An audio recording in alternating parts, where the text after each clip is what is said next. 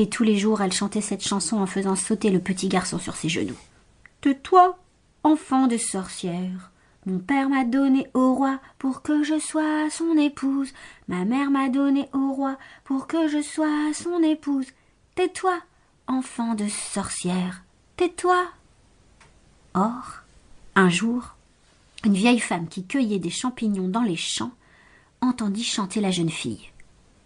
Elle l'écouta longuement, puis elle alla trouver le roi.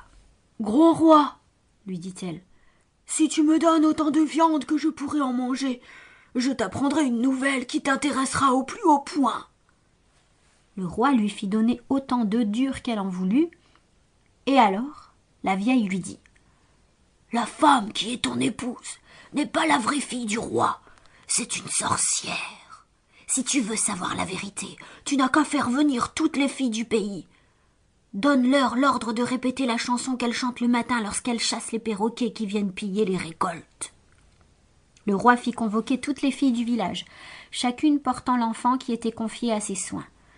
Il leur ordonna de chanter la chanson qu'elles avaient coutume de chanter, et elles obéirent. Quand vint le tour de la fille du chef de la tribu, celle-ci chanta une chanson qui n'était pas celle que la vieille avait entendue.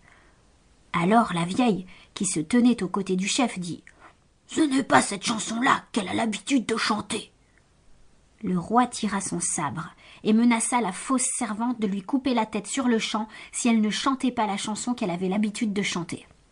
Épouvantée, la jeune fille prit l'enfant qu'elle avait sur son dos et le posa sur ses genoux.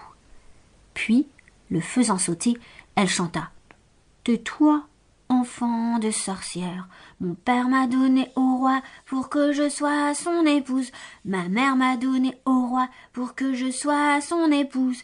Tais-toi, enfant de sorcière. » Quand elle eut fini de chanter, le roi comprit qu'il avait été dupe. Il fit venir la sorcière et lui coupa la tête. La jeune fille alors se lava les mains dans le sang de la sorcière et prit la place à laquelle elle avait droit. Quant au fils de la sorcière, on le confia au père de la sorcière. « Tais-toi, enfant de sorcière. Mon père m'a donné au roi pour que je sois son épouse. Ma mère m'a donné au roi pour que je sois son épouse. Tais-toi, enfant de sorcière.